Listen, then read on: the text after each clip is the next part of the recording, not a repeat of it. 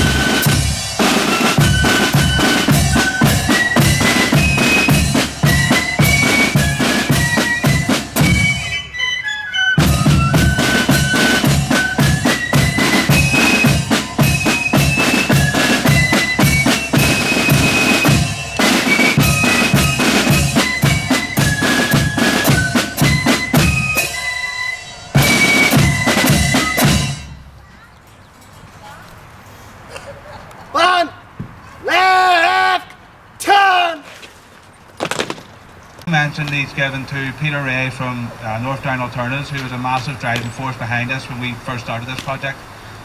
So for myself, and all who are part of the Historical Society. I want to give you a special thanks.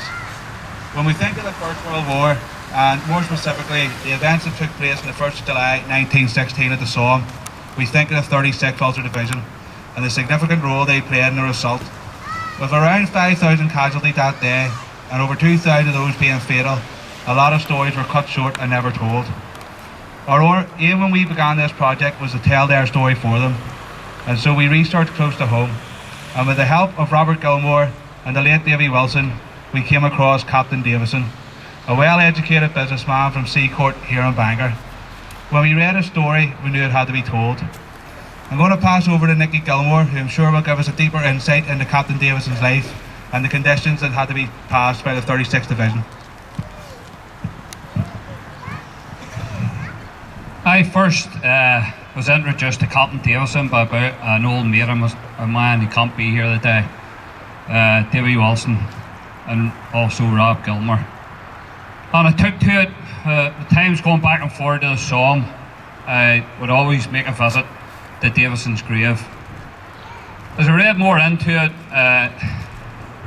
truly an amazing man, a man that didn't need to go to war, a man that had fast cars, probably all the money he needed, whatever, but he still did his bit. When it came to the Home Rule raising its head, the Davidson's family went, and when they moved into Seacourt, many of the top men that opposed Home Rule, like Carson and Craig, would enter through the front door and be greeted. Demonstrations that would lead up to Ulster Day, 28th September 1912.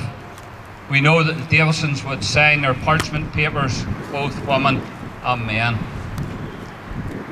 In January 1913, it was official. The Ulster Volunteer Force had been formed, and again, Jim, as he was known, Jim Davidson, would be one of the first to join up the 1st Battalion of the North Down Regiment, the Ulster Volunteer Force.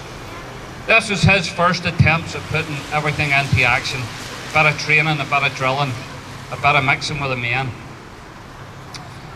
The next feat would be Operation Lion, early hours of 25th of April 1914, when Crawford would bring in a magnificent feat that would never be repeated again, of 25,000 rifles to defend Ulster against Home Rule.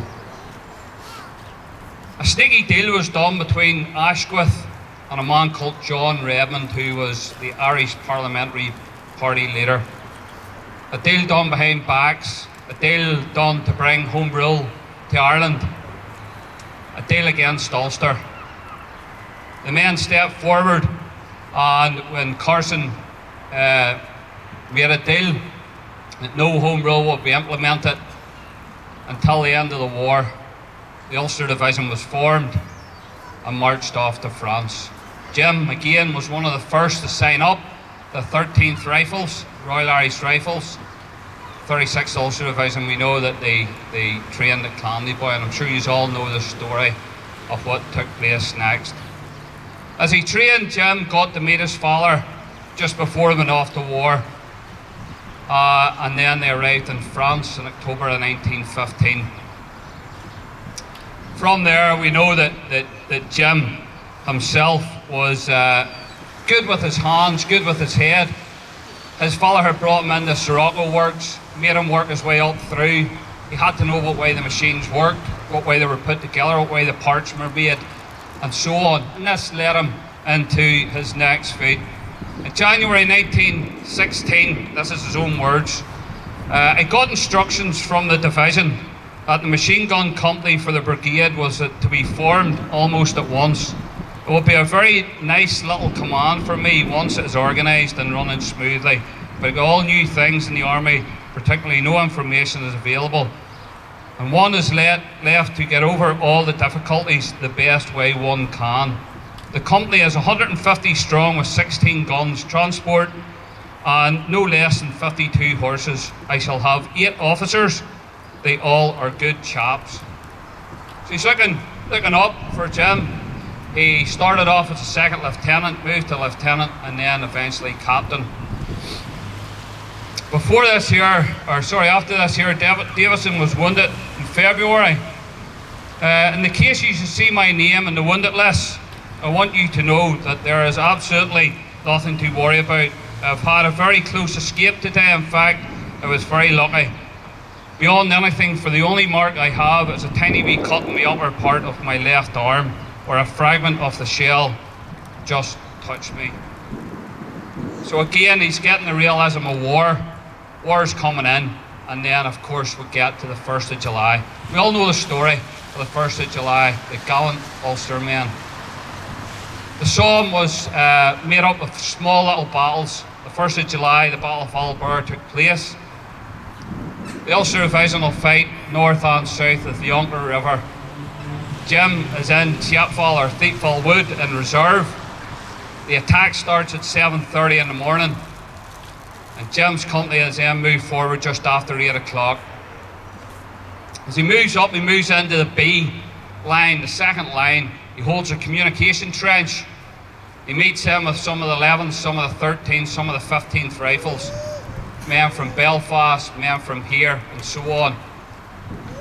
They hold the line as far as he can. He sends a report back at 10:20 in the morning to say his 2 vicars up.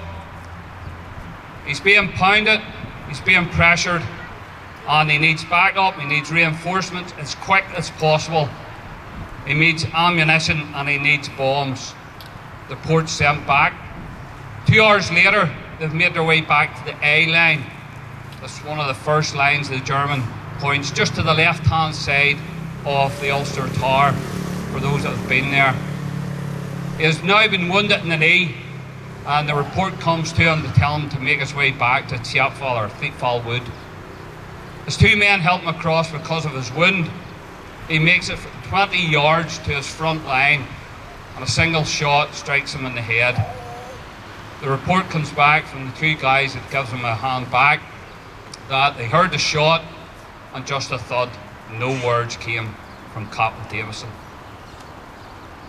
From there, a letter has already been sent home from the 30th of June to his mother and father.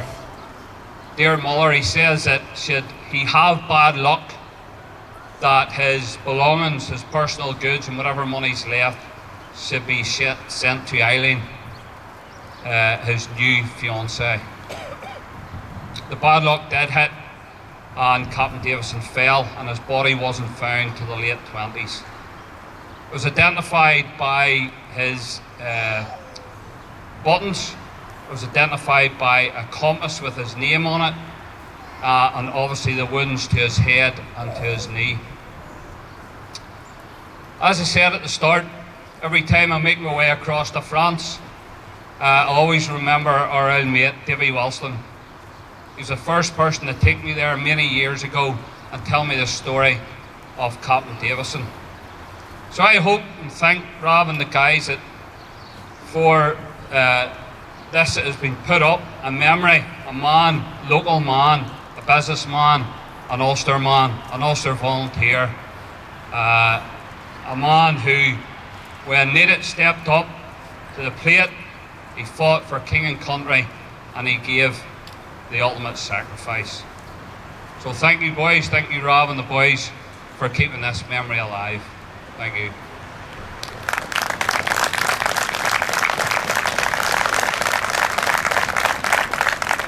Thanks very much to Nicky for that historical context, and he's an expert in that, so we thank him for coming along. I know Tyler would thank myself and Alternatives, but really it's the people of Whitehill and the Whitehill Cultural and Historical Society that made this happen. It's so important that we can remember the historical context of us and our forefathers and what they've done for us. It's really important. I can see a lot of young people here today, and it's really important that they carry that on, carry that narrative, and make sure nobody ever forgets the sacrifices that were made for us. So from Alternatives' point of view, we are more than happy to do this work and to support it. So I'm now going to pass you on to Councillor Wesley Irvine. Thanks, Pete. It's great to see such a fantastic crowd turn out on this cold December afternoon. But we're here for a very important reason. We've heard that fantastic story, you know, and the heroic war effort of the 36th Ulster Division, and it's important that that is also passed on to the generations to come. Hopefully for this Whitehill area, this won't be the last historical feature which will appear in this area. And I'd just like to thank Tyler, the Housing Executive, the PSNI, and everyone for making today such success. Thank you.